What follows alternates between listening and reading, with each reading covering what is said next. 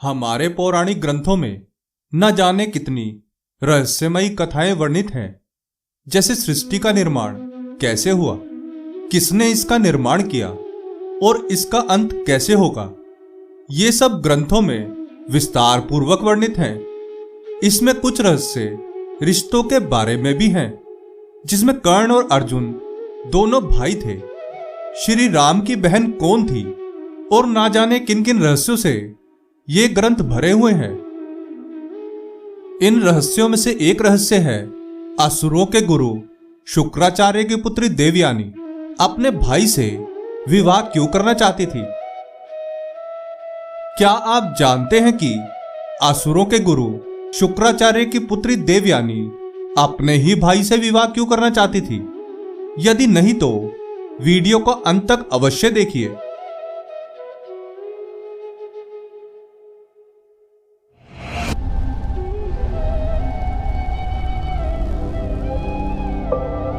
प्रणाम मित्रों, ज्ञान और वैराग्य चैनल में आपका बहुत स्वागत है।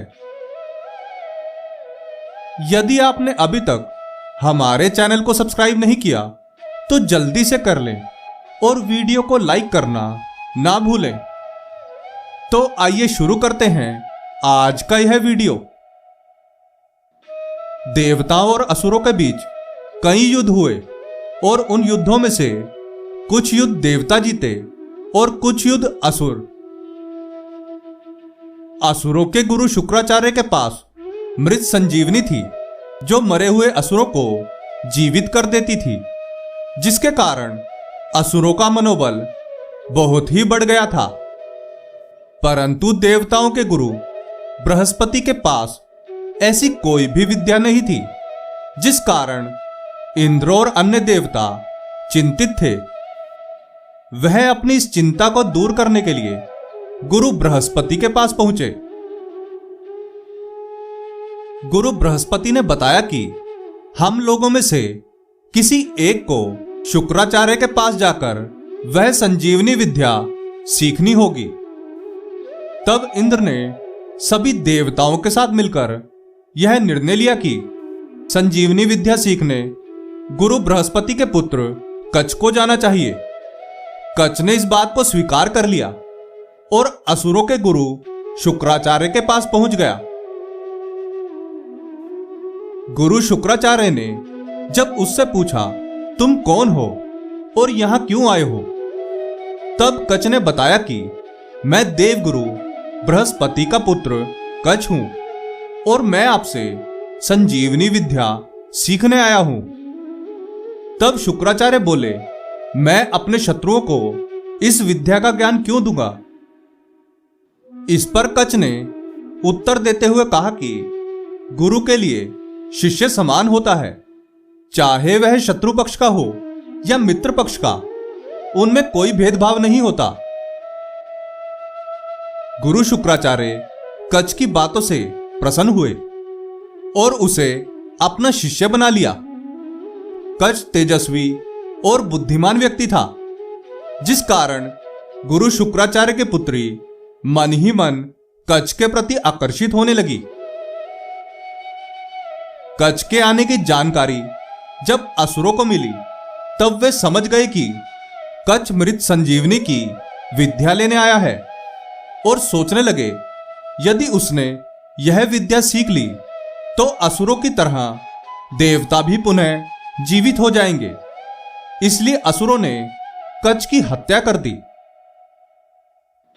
जब देवयानी को इस बात की सूचना मिली तो वह अपने पिता के पास गई और उनसे कच्छ को जीवित करने को कहा। पुत्री के प्रेम के कारण गुरु शुक्राचार्य ने कच्छ को अपनी विद्या से जीवित कर दिया।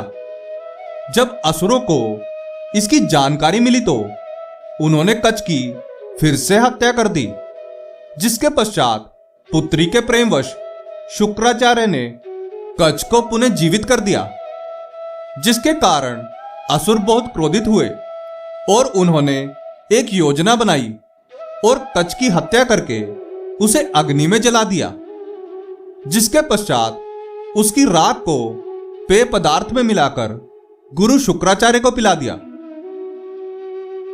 जब देवयानी ने देखा कि कच कहीं दिखाई नहीं दे रहा है, तो अपने पिता से कच के बारे में पता लगाने को कहा। जब गुरु शुक्राचार्य ने अपनी शक्तियों से कच के बारे में पता लगाया तो उन्हें जानकारी हुई कि कच उनके ही पेट में है।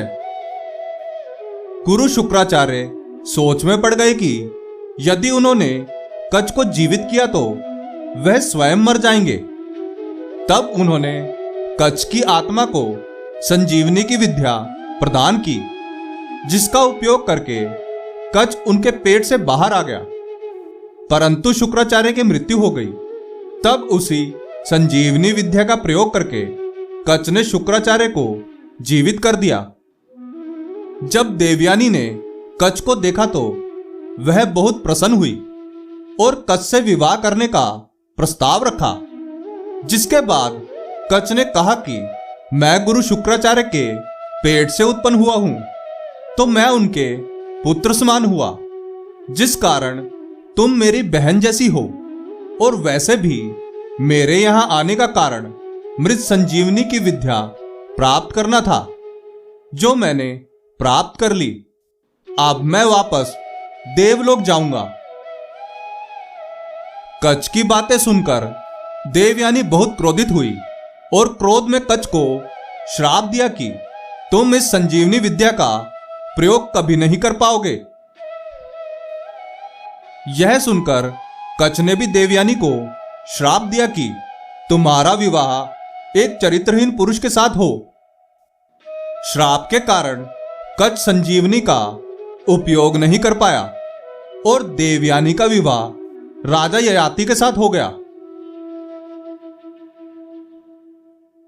अब तो आपको इस प्रश्न का उत्तर मिल गया होगा कि शुक्राचार्य की पुत्री अपने भाई के साथ विवाह क्यों करना चाहती थी। यदि आपको यह कथा अच्छी लगी हो तो वीडियो को लाइक करके हमें प्रोत्साहित जरूर करें।